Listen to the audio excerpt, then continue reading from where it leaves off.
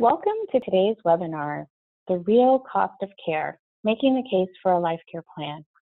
This webinar is hosted by Medical and Life Care Consulting Services, a case management and nurse consulting firm headquartered in Massachusetts. We're excited that you've joined us for this presentation. My name is 𝐂𝐤𝐿, and I'm the moderator for today's webinar. This webinar is anticipated to run about 25 minutes, with an additional 10 minutes provided for questions and answers. Participant audio will be on mute throughout the duration of the webinar, and we ask that questions are submitted using the question and answer feature within the Zoom webinar dashboard. Post-webinar, we will share the webinar deck along with a short video. Again, we're excited to host today's webinar and look forward to an opportunity to work with you. Let's get started. So in today's webinar, we're going to discuss a little bit about medical and life care consulting. We're going to talk about what is a life care plan and how a life care plan may support your case, why your case needs a life care plan, and how you can get started. Medical and Life Care Consulting was founded in 2001 and has grown to become a leader in the Northeast region of the United States as a provider of case management and consulting services. Our team of professionals brings together over 200 years of experience in rehabilitative care and consulting within the healthcare industry. We are committed to improving outcomes and positively changing lives. For today's webinar, we're excited to present our founder, Cynthia Bourbeau. Cynthia Bourbeau founded Medical and Life Care Consulting and has worked as a Massachusetts registered nurse, certified rehabilitation nurse, certified nurse case manager, and a certified nurse life care planner for over 3 decades. In 2001, when she founded MLCC, we've been providing life care planning, Medicare set-asides, legal nurse consulting, and more throughout the United States and internationally. MLCC also provides case management services throughout the Northeast region of the United States and a wide range of care consultation for catastrophic injuries. Ms. Bourbeau is a member of the Association of Rehabilitation Nurses, the American Association of Nurse Life Care Planners, the International Association of Rehab Partners, and the Case Management Society of America. She is also a board member of Certified Nurse Life Care Planner Certification Board. So we're excited to welcome Mrs. Bourbeau, and I'm going to pass it over to you. Good morning, and thank you for joining us this morning. I, in my practice, get a lot of phone calls about what is a life care plan, how do you do a life care plan, how long does it take, and when do I need a life care plan? Hopefully this presentation will help answer some of those questions. So what is life care planning? Life care planning is a specialized area of nursing practice that deals with catastrophic injury or illness for patients. A nurse consultant produces a life care plan outlining the services and goods a patient will need throughout their lifetime.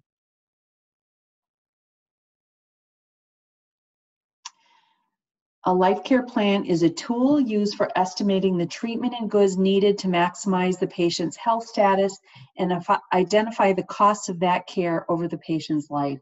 So as a nurse, I've been doing actual care plans for 39 years and life care plans for over 20. In my daily practice, I prepare care plans for patients and have done that through this 39 years. And a life care plan is something a little bit that takes you through the patient's lifetime and gives you a good estimate of what those costs are going to be. So it's just an extension of a life care plan that as a nurse I do every day in my practice. The life care plan incorporates different sections and areas that we evaluate and detail out, and that includes, first of all, a full medical chronology. So when a patient is injured or has an illness, from the date of that injury to the present, we review the medical status and outline their care. We then take that chronology and evaluate it and outline the progression of their status from the date of injury to present so that we know what their needs are right now. The next section is treatment recommendations. So from that present status, as a nurse, I determine what the patient needs to be cared for in their home. The medical records also identify what treatment the physicians may be recommending, or their therapists, or any other caregivers that are involved in the process. And treatment can be in the home, it can be in a facility, it can be in a multitude of places with a multitude of outcomes. And then the last section of the report is a detailed explanation of costs with associated cost tables. So when do you do a life care plan? So there are injuries and illnesses that really change the functional status of the patient's life. And that's really, those are the types of patients that you need a life care plan for. So it's a catastrophic injury that happens. It can be in any body system. So it could be a spinal cord injury. It could be an injury to the skin with burns. It could be amputations. It could be something that happens during the developmental stages in utero, neonatal and pediatric illness and injury. It can be a traumatic brain injury that occurs, or failed back syndrome, any kind of chronic pain. It can be multiple traumas, so an accident where multiple body parts are injured. It can be complex regional pain syndromes, or organ damage and transplants. The list goes on. There's a multitude of scenarios, but the basis is anything that functionally and significantly changes the patient's abilities and their life. The role of the life care planner is to evaluate the whole person, the entire person, not just the disease or injury. From there, we develop a treatment plan to promote the restoration and maintenance of health in the client by doing research on that injury or illness. And nurse life care planners also utilize their education and professional experience to develop a nursing care plan for their clients. So what's included in the life care plan? So we very clearly define the scope of a patient's injury and treatment, and prepare a treatment plan for the patient's caregiver to follow regarding care throughout their lifetime. We outline the care, treatment, and supplies needed to enact the treatment plan over their lifetime, and identify the funds needed to support that treatment plan. And how does the process work? So first of all, I have a certain methodology that I use for every single plan that I do. Every plan is treated the same. Every patient is treated the same. We analyze and evaluate the medical records. We look at depositions, interrogatories, if there's any videos or visuals of the injury or treatment, and then complete an on-site assessment if we're allowed to do that. We collaborate with healthcare professionals and other experts who've been hired on the case to get a true picture of what the patient is capable of doing. And then I identify the patient's outcomes based upon the injury and treatment to date. So where is that patient anticipating going or doing for the rest of their lives? From there, we develop an individualized plan of care that includes all of the patient's needs for every aspect of their life. And then do research and calculate the reasonable cost for care to reach maximum medical improvement. So the goal is always to evaluate the patient and achieve maximum medical improvement and quality of life for that patient.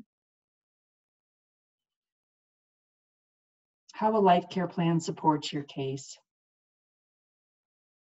So a life care plan starts, first of all, a nurse life care planner starts with the nursing process.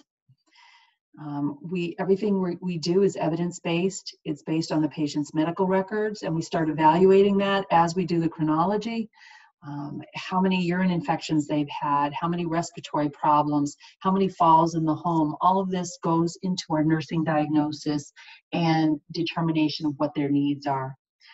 And it needs to be accurate. So we do everything very methodically to make sure that we have the clearest picture of the patient that we can. It follows the client through his or her lifetime to ensure the funds will be available for proper care and treatment. The nursing process is the foundation of the Nurse Life Care Plan.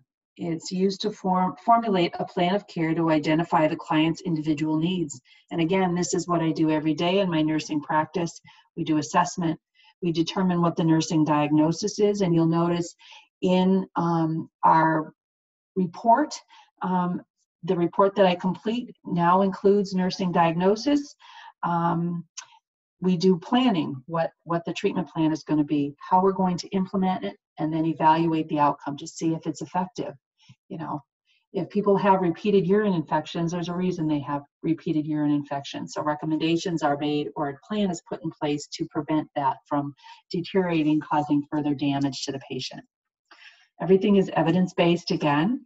All treatment recommendations are focused on the injury in the whole person, not a diagnosis, not that body part, but how it affects their entire life.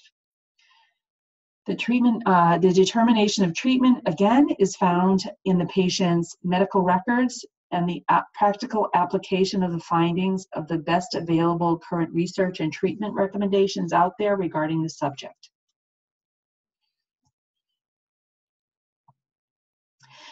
So the evidence may support, but is not limited to the following treatment recommendations. So everyone's plan is different, and these are some areas where we may be making recommendations for treatment. They could be therapeutic evaluations, which would be evaluations for hearing, sight, physical therapy, any of the therapies, occupational therapy, speech therapy. Obviously, the cost for evaluations and the cost for treatment, ongoing treatment, are different, so those are split out. And so therapeutic modalities is a continuation really of the first section where we're doing the evaluation and anticipating how many treatments they're going to need, and then the therapeutic modalities actually identifies the treatment. And it can also identify a multitude of other areas that need to be evaluated, such as assistive technologies, hippotherapy, aquatherapy, anything that's out there regarding treatment, potential treatments. Future medical care and routine care are those routine visits that will be needed for monitoring or for treatment of a problem. So that would be physician appointments, orthopedic, physiatry, primary care physician, pediatrician, ophthalmologist, depending on what the problem is. Those would be the types of physicians that would be outlined here. Their current medications, it's hard to predict what the patient's medications are going to be for the rest of their lives. However, if they have a seizure disorder and they're on a seizure med, then it's anticipated that they'll be on that seizure medication for the remainder of their lives. So a cost is put in place, which is reflective of the potential medications they may need in the future. Diagnostic testing and lab work is identified. Durable medical equipment and supplies are identified. Mobility aids, whether they need a motorized wheelchair or they're walking with crutches. Aids for independent communication, especially with pediatric cases or stroke patients where speech problems are identified and maybe they don't have the ability to express themselves for their expressive capabilities. So we need to put equipment in place to supplement that, whether that is an iPad where a button can be pushed and a response is made, or a more complicated program could be identified.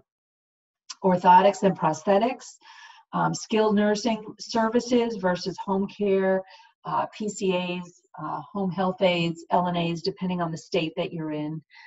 Residential or chronic care facilities, transportation.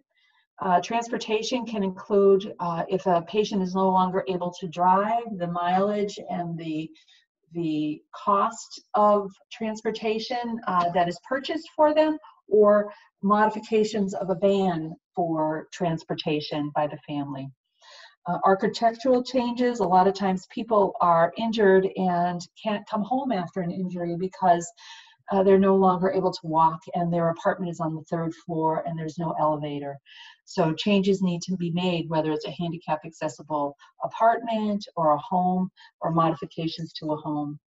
surgical medical procedures that have been outlined in the medical record as potentially needing to be done by the treating physicians, and hospitalizations, depending on the type of diagnosis and problem. And if a patient's been in the hospital 7 times a year for falls, and it's happened for 4 years in a row, there are several recommendations that can be made for that. Next. Accuracy is really important, and to ensure accuracy, the nursing assessment is based on collecting both subjective and objective data, and that comes from the patient, from the family or friends who knew the patient pre-injury, and now the nursing assessment and interview is also done. Medical records are reviewed, and all treatments completed to date are reviewed for their effectiveness and the outcome of that treatment. The data collected could include physical, psychological, cognitive, functional, developmental, sociocultural, spiritual, economic, and or lifestyle information about the patient or the client, because everything affects us in some way or another. So why your case needs a life care plan. So one of the reasons is to provide a higher level of certainty about the future. So patients' families approach you with problems they have in caring for their loved ones due to an unexpected injury or illness. Their concerns reflect their uncertainty about what the future may bring. A life care plan will assist in outlining what those needs will be and how they may go about accessing care and treatment to satisfy those needs. That is how it helps the patient and the family. So I always recommend that the life care plan a copy is given to the patient and family. In addition, it assists you in outlining what that care costs and obtaining the funds needed for that patient's lifetime. It presents a clear and full picture. A certified nurse life care planner is able to present a comprehensive and evidence-based picture of your claimant's current conditions and their long-term needs. So healthcare costs continue to rise, and the Center for Medicaid and Medicare Services put out these statements just this year, so I thought they were interesting, and I've just included those for you. But one thing that was very interesting, which kind of affects life care planning, is that prices for healthcare goods and services are projected to grow somewhat faster over 2018 to 2027. So 2.5% compared to 1.1% that occurred in 2014 to 2017. So when a life care plan is completed, the attorney often gets an economist to calculate what inflation will do to those costs. And that's what this is in reference to. So when's the right time to bring in a nurse consultant? And this question comes a lot. And it's always hard to tell when's the right time. I don't think that sooner rather than later. There's no time that's too soon in most cases. With adults, I recommend that once a claimant has completed acute treatment and rehabilitation and is discharged to home or to a subacute facility, those rehabilitation records and what's happened from the time of the injury to that point show the amount of progress that is made during that time frame, and you can anticipate what their progression will potentially be over the next year or two. So that's a good time to do adults with a focused problem, such as like a quadriplegic or a paraplegic, even an amputation. With pediatric claims, it's always a little bit more difficult. You don't want to go in and do a life care plan right after this child's born or at 3 months or 7 months, because there's really, it's difficult to see the full effect of what that injury had, or whatever has occurred has had on that child, because the child hasn't gone through a lot of the developmental stages. So, you know, I've reviewed plans that are as soon as 7 months, but at that point, you're really just reciting what's in the books for that diagnosis, and it's not an accurate picture of what's going on with this patient. Once the injury is identified and treatment plan is put in place and an initial plan can be completed, they're not static. So as the patient changes, so if you have a life care plan or do a life care plan early on, let's say at 18 months, and then we're now at 4 years, that plan is going to have possibly changed in one way or another, and a new plan can be updated. So plans evolve as the patient evolves. And as the child begins to pass developmental milestones, a clearer picture of the patient's prognosis can be made by all treating healthcare professionals. So they're very individual. So we take all kinds of phone calls regarding this. Sometimes we start out the process by just doing the medical chronology and giving an opinion. And then as time goes on and the child develops or the patient rehabs, we're able to get a clearer picture, and the life care plan is then completed closer to trial. Other times I get calls 2 to 4 weeks prior to a trial, or prior to an expert has to be identified, and then it's more of a rush job, and that's plenty of time to do a life care plan, but I believe in being very thorough, so advance notice is always appreciated. Next. So here's just pieces of a potential life care plan. And this was a child that had cerebral palsy. At the time that I did it, she was, I think, about 6 years old. She had experienced a stroke during the delivery and developed problems because of that. So these are different pieces of a life care plan that you can see. This is a sample introduction, just outlining what I'm evaluating the patient for. The patient developed cerebral palsy and the effects that condition had on this specific patient. We called her Shirley Template. And at the time it was done, this was done in 2013. Life expectancy and medical chronology are the next section. So obviously we want to identify what the patient's life expectancy is, and that's determined by the National Vital Statistics reports is what we use. And this child had 72.7 years of life expectancy left. With certain diagnoses and medical conditions, the patient's life expectancy is significantly altered because of that. So due to that, what ends up happening is we do a rated age, and that is done by an underwriter or an actuary. Life care planners are not qualified to do that, so it's done by experts in that field, and we give them the appropriate medical records and information, and they then give us a rated age, and the life care plan is based on that. The medical chronology is just what it is, a very detailed chronology of all the patient's treatment and the effects of that treatment on the patient from injury to present. The next section is present status. And the determination of present status is exclusively based on medical records provided for her care and her medical records. And that includes with pediatric cases any IEPs or school records, any preschool, anything that's available out there, and then evaluations of the patient and interviews with the family regarding the patient's care. So the next section is some areas detailed in present status. Next. So these are all potential areas that can be evaluated, but it's very specific to the patient, so there can be many other areas that we discuss. So we cover socioeconomic status, psychosocial status, any cognitive issues, if they're having any communication problems. So in each of these statuses, we go from the date of injury to how it evolved to today. Oral motor status, gross motor status, so that's ambulation, how they get around mobility-wise. Fine motor status is how they use their upper extremities. Fine motor control, activities of daily living. Gastrointestinal status, nutritional status are both based on the GI system and how they heal and how they're able to digest their food.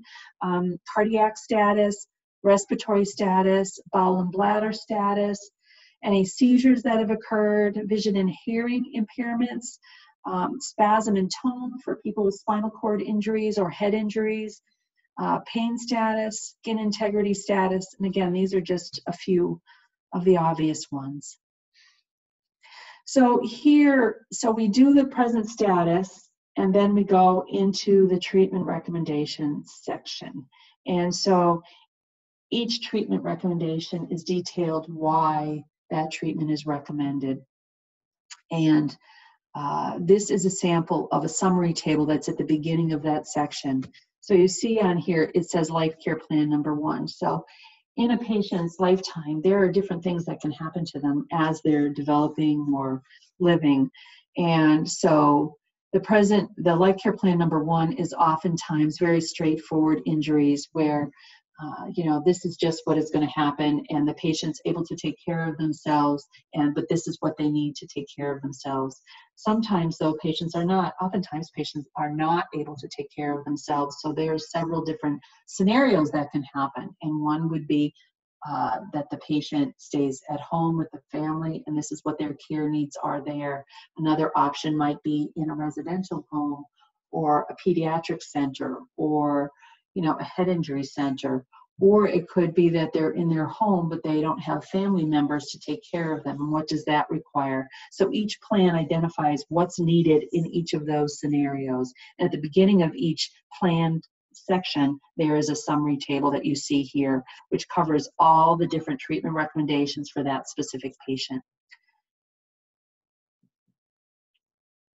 So these are some of the areas that are outlined underneath that section. So each of those items that are in that summary table are then broken down into individual tables that tell you specifically what they're getting now and what they may need in the future. And it goes from a certain age to a certain age. So with this child, she was 6 years old, and the first item was physical therapy. It ended at age 22 because she's a child, and that's when children age out of the school system. They're covered federally until age 22. So from 22 to their lifetime, then you have to put treatment in place to replace what they're getting through the school system if they still need it. So these are just some samples. Future medical care, physician visits, pediatrician to age 21, age 22 to lifetime, we've got a primary care physician, and so on. Next. So here's a sample of another life care plan. So in this life care plan, there was a young man who was injured in the United States. I believe in Boston. He was riding a bike and was hit by a truck, I believe, and sustained a head injury. And he was very impaired. He was treated acutely in the United States, but he was from Ireland. So he was air flighted back to Ireland, and however, when his parents got him to Ireland, they realized that there was only one rehab facility in Ireland, and it was going to take months to get him in there. So they had dual citizenship, so they ended up moving their entire family to Germany. So the life care plan was completed in Germany. It was an interesting case because we had to get up at 3 in the morning with interpreters and communicate with Germany to talk to doctors and you know, DME companies and whatever was available. So in this summary table, you'll see that it's further broken down differently. So we have annual cost and lifetime cost, but we also have it in euros because obviously that's what was going on with this specific patient. And again, projected therapeutic modalities. This young man, when I got involved, had already been injured for, I believe, over a year and a half. And he was pretty much in a vegetative state, but something interesting happened. He was on the verge of being moved into an apartment with his parents, and his parents were going to care for him. And the government provided so much care. And so we learned all about what the German system provided and what the patient was allowed, and then what he actually needed. When he was in the rehab facility, just before he came home, he had skull fractures and brain shifts and hematomas and all kinds of stuff. And he had a plate in his head. And that plate was noted to move periodically, when he was moved, or when he moved. So because of that, they went in and they replaced it and repaired the area. And he started waking up afterwards. So it was almost like this plate that was moving was irritating his brain and taking his focus away from the outside environment. And he started responding a little bit more. So his care was different than what you would expect after being 1.5 years post a head injury with not significant change. Now he's got this little bit of change, but he has potential for improving now. So he was, really, we outlined another 1.5 years of treatment for him to try to stimulate further improvement. Anyways, next. And here, medications again. And each of these sections are explained prior to the table, so you know why they're ordered. And I included DME in here just because it's so very interesting that this gentleman needed so many things, and the same with any type of quadriplegic. And this gentleman was so much more impaired because he was blind, he was deaf. He did not have a spinal cord injury, but he was a quadriplegic because of his head injury. He had non-purposeful movement,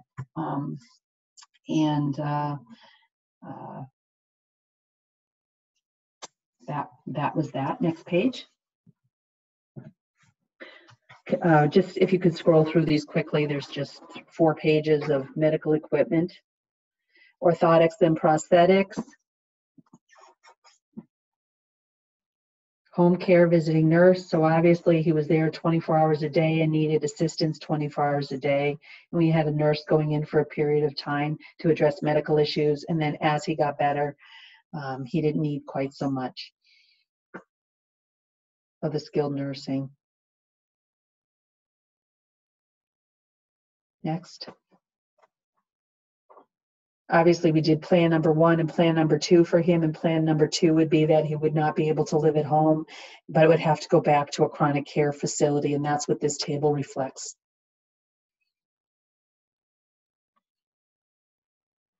And that's about it. Thank you so much.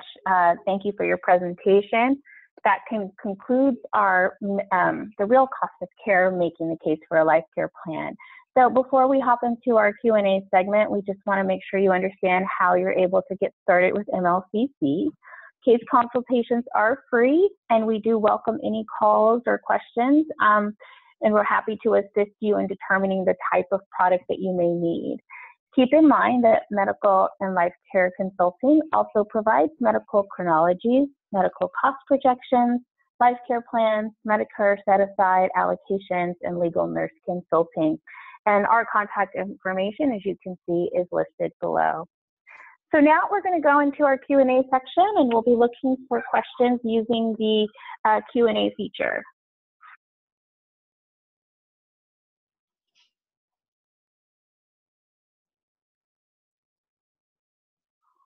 So the first question we have for you, Cindy, is what kind of report do I need? Is it a life care plan or a cost projection? Well, this is a common question. So a life care plan projection is a shorter report. It's very succinct. We don't include present status in it. So the medical chronology has to be done because we need to review all the records the same. So that's still detailed, but there's not the detail regarding treatment recommendations. It's just really the recommendations of what they're going to need and one cost. And that plan does not go to court, but sometimes attorneys know that this is going to be a mediated case and they just need the numbers. So that can be completed fairly quickly and is a quick report.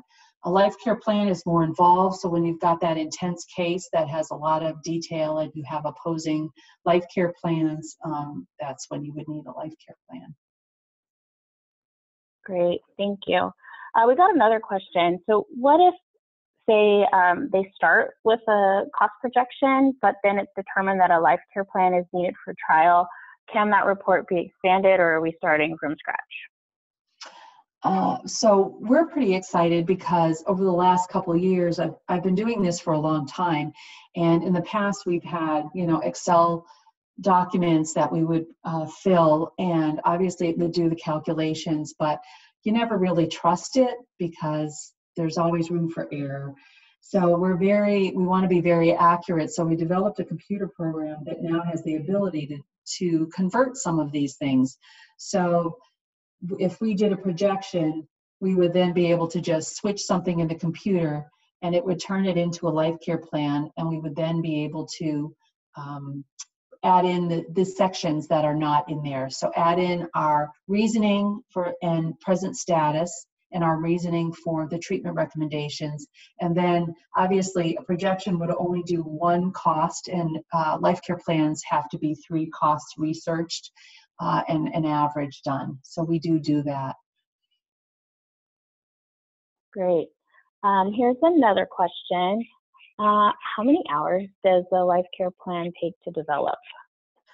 So they vary, and it depends really upon the amount of medical records that come over. That's the most time-consuming section of the report. Sometimes we have to wait for some costs, but the medical chronology and how many medical records affects that. So with a focused problem that's an adult, we find that it's about 30 to 40 hours for a life care plan. A pediatric case where there's years and years of records that we have to go through can take longer, and that can be anywhere from 60 to 90 hours. We're working on being very efficient though, so now this computer program does so much for us automated that we're able to really cut down our hours. So I'm hoping the next time I do one of these talks, I'll have some more statistics for that, and we'll be able to get them done much quicker. Okay, we have time for about 2 more questions, and I have one for you here. When is the right time to do a life care plan? So that's the million-dollar question. So there are some attorneys that call and don't realize how long a life care plan takes, so they call 2 weeks before they need to divulge that they have one. And that's really pushing it, because if we have to research costs, and sometimes it takes a while for companies or hospitals to get back to us regarding the costs. It takes a while. So 2 weeks is really too short. And so we say at least a month in advance to when you need to indicate that you have a life care plan or working on a life care plan. Personally, I feel that at the onset of a case, there's nothing wrong with summarizing and getting an opinion. And then as the case gets closer to going to court, or the direction of your case, then have us do a life care plan. Obviously, if it's a year out, if the patient's had the injury and their symptoms are pretty static and they're stable now, then a life care plan is appropriate at that point. And then if it doesn't go to trial for a year or a year and a half, we can review medical records just prior to that and do any updating that needs to be done. But that's pretty quick to do that. So. Thanks. And final question, as an expert, when you're reviewing records for an opinion, say possibly before a life care plan, do you produce any written report for those? So we can produce the medical chronology. So some attorneys just call and ask us to have us do medical chronologies and give them an opinion about what's going on in the case. And but other than that, we normally do not put anything in writing, right? Unless you wanted a projection, in which case we're very careful when we do projections that it really reflects what we would want to happen or anticipate would happen in a life care plan. And so we're very careful to make those specific enough so that we carry over the same opinion into a life care plan. All right, awesome. Well, thank you everyone for your participation today. We hope that you have found that this webinar to be very informative, and we look forward to the opportunity to work with you. Again, please feel free to connect with Medical and Life Care Consulting with any questions that you may have. And the web information here, I'll go back to that slide, is www.medicalandlifecareconsulting.com. Thank you. Bye-bye. Bye. Thank you.